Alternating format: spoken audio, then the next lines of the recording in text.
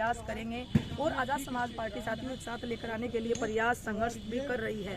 तो पीछे आप देख रहे हैं जो ग्राउंड है साथियों, कल इसी ग्राउंड पर आज़ाद समाज पार्टी की महा रैली होने जा रही है। इसके बाद में 2 बड़ी महारैलियाँ और भी होंगी जो 25 तारीख की और 15 मार्च की है साथियों।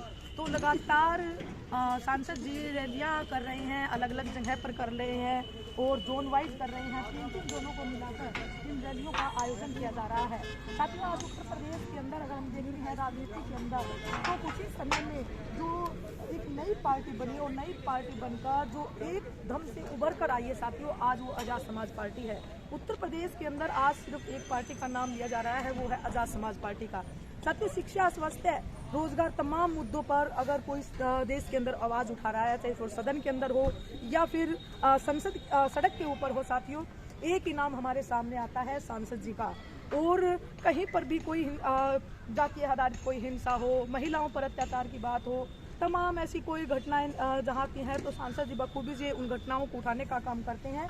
इसी वजह से उनके इसी कार्यों को देखते हुए लगातार आज़ाद समाज पार्टी, भीम आर्मी और सांसद जी का जो ग्राफ है साथियों लगातार बढ़ता जा रहा है।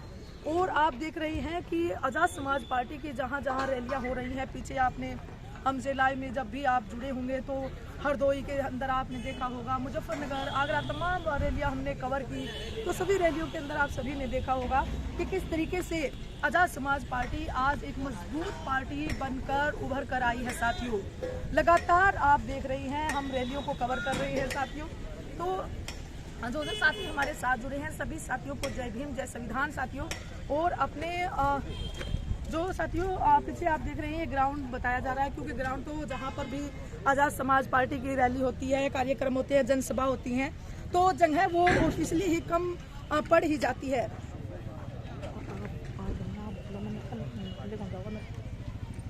तो देख सकते हैं साथियों कि काफ़ी युवाओं भी हमारे साथ यहाँ जुड़े हैं और देख सकते हैं कि जोरों पर तैयारियाँ शुरू हो चुकी हैं।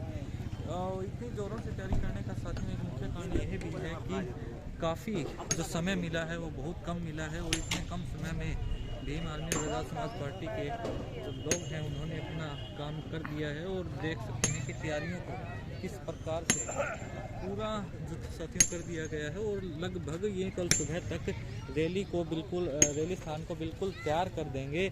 और कम समय में साथियों मात्र एक दिन का समय एक रैली स्थान को तैयार करने के लिए साथियों बहुत कम होता है।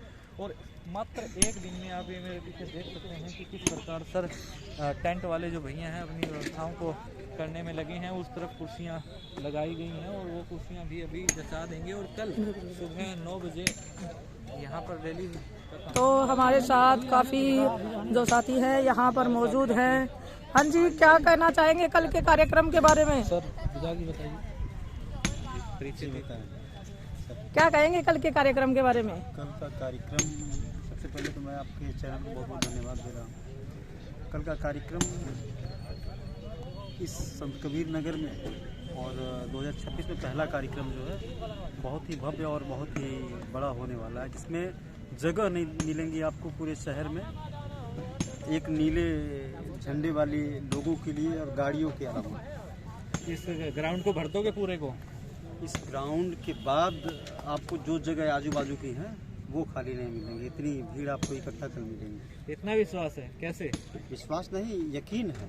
इससे पहले आपके बगल में गोरखपुर में एक कार्यक्रम हुआ था जी। उस कार्यक्रम को देखते हुए अब तो और इससे बड़ा जन सैलाब उमड़ेगा यहाँ। तो मेन मीडिया तो बोलता है कि चंद्रशेखर आजाद की रैली में कुर्सियां खाली रहती हैं। मेन मीडिया किसका है? मेन मीडिया तो मनुवादियों की मीडिया है। बहुजन समाज की कौन सी मीडिया है यहाँ पे? वो तो उन्हीं का दिखाएगी ना जो वो लोग कहना चाहेंगे। तो जैसा कि हमें पता चला लोकल यहीं लोगों से कि रैली स्थल का जो परमिशन है वो कल रात को ही मिला। उससे पहले आनाकानी जो चल रही थी, टाल मटोल चल रही थी। तो इतने कम समय में पूरी तैयारियां आप रैली की करवा पाएंगे?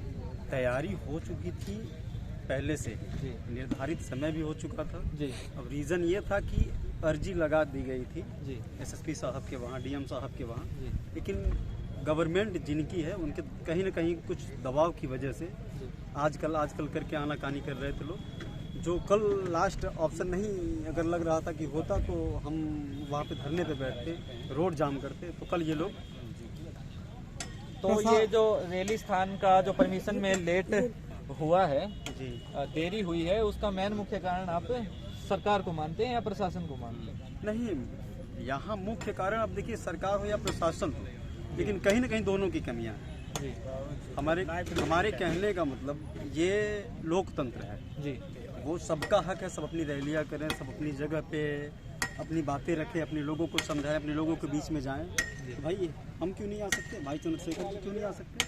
वो भी तो एक पार्टी के राष्ट्रीय अध्यक्ष हैं जी और वर्तमान में सांसद भी हैं। बिल्कुल। तो कैसा माहौल है संत कबीर नगर और खलीलाबाद का आजाद समाज पार्टी को लेकर? संत कबीर नगर और खलीलाबाद का माहौल बताने से बेटर आप कल अपनी आंखों से स्वयं देखें। बहुत बड़े पैमाने में, शायद हमको जहाँ तक लगता है कि खलीलाबाद से लेके गोरखपुर तक रोड ना जाम हो जाए, इतनी जनसंख्या नहीं, इतनी जनसंख्या जी, इतना मतलब पॉपुलैरिटी है भाई। जी बिल्कुल बिल्कुल बिल्कुल। तो इतना पॉपुलर होने की वजह? इतना पॉपुलर होने की वजह सर्व जगहों पे सभी समाज के हित के लिए भाई ने लड़ाई लड़ा और आज चल भी रहे हैं। 18 से 20 घंटे बराबर काम करते हैं वो, अपने परिवार के लिए समय नहीं दे पाते, हमारे लिए और अपने समाज के लिए, एक सांसद होते हुए। पर लोग तो बोलते हैं वो सिर्फ दलितों की आवाज उठाते हैं। लोगों का कहना क्या? लोगों का कहना ये भी तो होता होगा कि चंद्रशेखर भाई इस पार्टी के हैं या उस पार्टी के हैं, बहुत सारी बातें होती हैं, कहने के लिए बहुत सारी बातें कहते हैं लोग, लेकिन उन्होंने अपने बल पे यहाँ तक आए और आगे सर्व समाज के हक के लिए वो लड़ाई लड़ रहे हैं। हमें साथ देना चाहिए और सर्व समाज यही सोच के इनके साथ में चल रहा है। समाज बार बार यही कहता आया है कि बदलाव होगा, लेकिन लगातार रैलियां हो रही है। क्या लग रहा है समाज में बदलाव होगा? भाई क्यों नहीं, बदलाव हुआ नहीं? अभी आज़ाद समाज पार्टी का गठन हुए कितना समय हुआ? बिना बदलाव के भाई आज सांसद हैं। बदलाव कर रहा है समाज, धीरे धीरे परिवर्तन होगा। एक बैग कुछ नहीं हो पाता, कहते हैं ना अकेला चना भार कभी नहीं फोड़ पाता, तो वही सेम प्रोसेस यहाँ पर भी है। आगामी 2027 का चुनाव भी है, आप लोग सब भीड़ बन करके रहेंगे, उनको जी वोट नहीं। भी करेंगे? आगामी 2027 के चुनाव में पूर्ण बहुमत से आज़ाद समाज पार्टी की सरकार आएगी उत्तर प्रदेश में। ये हम आपसे यही कह के जा रहे हैं, हम रहेंगे तो आपसे मुलाकात भी हमारी होगी। ऐसा माना जाता है कि खलीलाबाद समाजवादी पार्टी का पहले से ही गढ़ रहा है। चंद्रशेखर की धमक क्या कुछ खिलाएगी?